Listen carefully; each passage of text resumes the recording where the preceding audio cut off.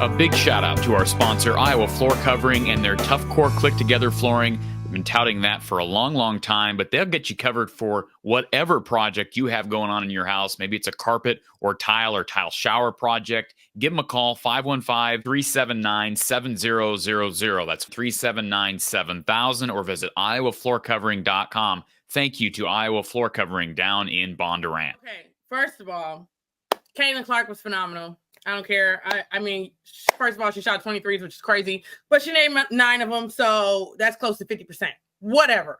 Why the hell did they have Hailey Van Lith on Caitlin Clark? What did they think was going to happen? I will say this, and I thought the commentators, they were pretty good reacting to that. I don't think Hailey necessarily did a bad job. Like, it didn't feel like she did a bad job, but you do wonder about that.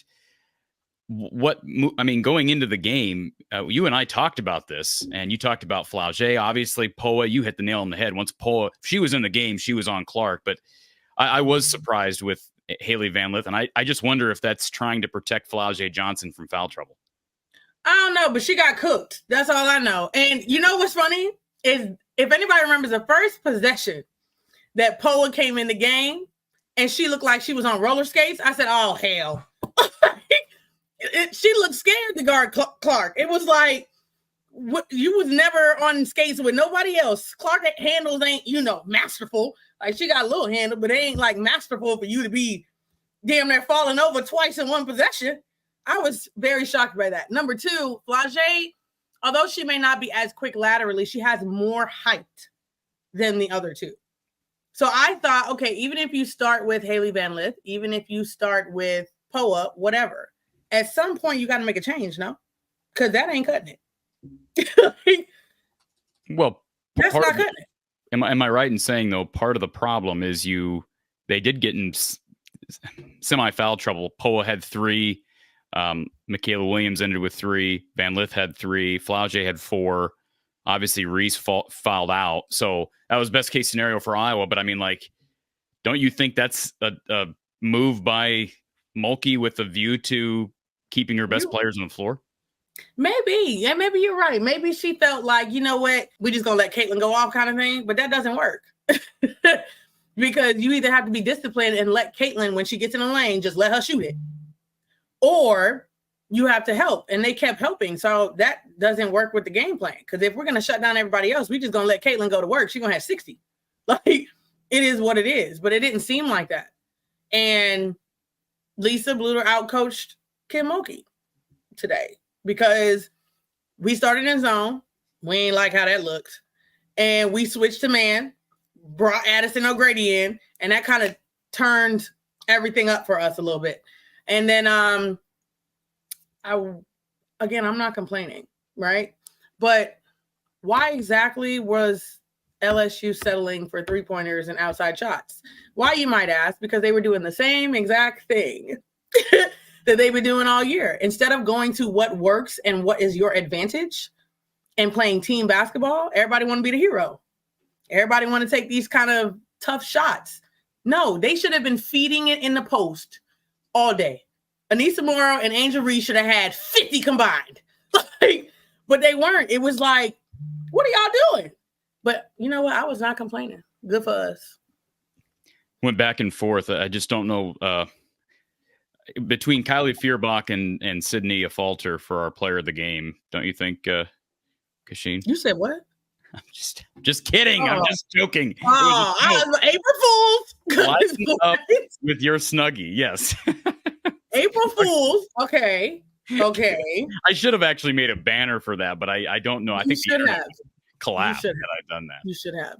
RTI Threads player of the game, Caitlin Clark, 41 points, 12 assists, 7 rebounds. And you mentioned the 23-point attempts. Whenever I'm making up the scrolling banner at the bottom pre-show, I'm always like, okay, do I include field goal percentage? Do I include 3-point field goals? And I went back and forth. I'm like, wait a minute. She made 9 threes. How could I not include that? But like, we're so accustomed to her making. I mean, I remember when Iowa men's basketball fans celebrated Jordan Bohannon making 8 threes at Maryland in the regular season. Caitlin makes 9 on nearly 50% shooting. It's crazy. It is crazy. And a lot of the level of difficulty on so many of those threes, I know we've talked about it so many times, but I mean, the ESPN broadcast showed it. You're talking 27, 28, 29 feet from the hoop, coming off screens. Obviously, that her patented step back to the left. She made so many big shots in this game. And there was one moment, I believe it was in the third quarter, when this game was really won in the third. If you go back and look at the numbers, this was won in the third. There were a couple moments where I literally said, I verbalized it. I said, don't shoot. And they both went in. And at that point, I just shut up. I'm just like, well, I obviously don't know what's a good shot anymore. It's one of those days. That's what I call it. It's one of those days. Maybe on another day, it's a bad shot, but not tonight. It's one of those days, and she's one of those players. But there are, I mean, I don't even know if that's fair to say one of those players, because we've never seen anybody like her. We've never. That's the only literally that's the only person I can think of that's in the realm of what we're seeing. Like Steve Kerr has talked about it all the time when he says like he had to adapt to Steph Curry and as far as what's a good and bad shot, because 90% of them shots are terrible. Like, in regards to, high percentage and everything that we know to be basketball. But they done changed the whole game as far as I'm concerned. I don't know. That was insane. I felt bad for Hailey Van Lith. I really did. I really did. We've never seen anybody do this at the collegiate level. Steph Curry was good at Davidson. No, not at all. Not at all. High enough, a good enough school to be able to have this type of exposure. But I mean, no one's done it at this level of basketball. And it is incredible. And we are kind of a broken record in saying that. But this is one of her best performances of her career. And this is her fourth year. That's saying a lot. The most number of games she has left is 2. And she seems to be playing her best basketball right now. And what, a week ago, Kasheen, we had somebody ask us on here, why is Clark struggling to shoot? Well, she didn't struggle to shoot tonight. She hasn't struggled to shoot once she got to Albany. Well, she didn't shoot great against Colorado, but boy, she found every which she commanded the floor. She commanded the floor 100%. Yeah. 41 for Caitlin Clark, as we've alluded to, 12 assists, 7 rebounds, 5 turnovers. And I think it's noteworthy, Cash, to bring up the point that Caitlin Clark had a couple early turnovers. In fact, in the first half, let me pull up her numbers in the first half as a whole. Caitlin had 3 turnovers in the first half. It felt like she had more. She had some unorthodox, poor decisions, I thought, early, trying to feed the ball to Hannah Stuelke in some awkward positions. And she's going to look for tight windows. But boy, as the game went on, she seemed to clean things up. And obviously you start making shots, it's going to be a lot easier. She made some phenomenal passes down the court that I can remember, to a running Sydney Falter. I think she had one to a running Addison O'Grady. So say what you want about Addison, but she still plays in Iowa's system. And that's a lot of fast paced full court action. And then Kate Martin with her 21 and 6. Sydney Falter with 16 points, 5 rebounds. And yes, Gabby Marshall, only 3 points, but she drew heavy attention from that LSU defense out on the arc. She drew, as always, a heavy defensive assignment. We saw her get a big steal late in the game. She had 40 last year, didn't she? Yeah, just what she said. She's like, no, we couldn't guard her last year. Luckily, we won. This year, we couldn't guard her either, something like that. She was like, we couldn't guard her. So Caitlin got their number. Careless. Yeah, but no, that's mainly what she said when they asked her what was with the matchup. She was like, nobody can guard her. But well, I'd be more specific. If I was the reporter, I would be asking a follow-up question. So, did you feel like Hailey Van Lith had the best opportunity to provide some resistance there?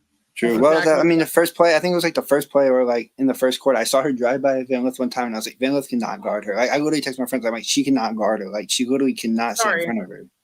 First possession, I was like, yeah. Is that Hailey Van Lith I see? Like, no way. I was in disbelief, honestly, but I was actually very happy at the same time, because I am an Iowa fan after all. So. Yeah. I retweeted it and tried to tell people, but you will not get any better analysis than here.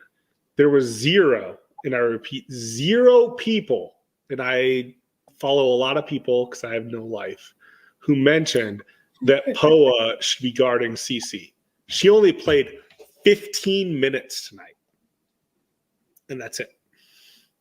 And nobody else mentioned about Poa should be on CC.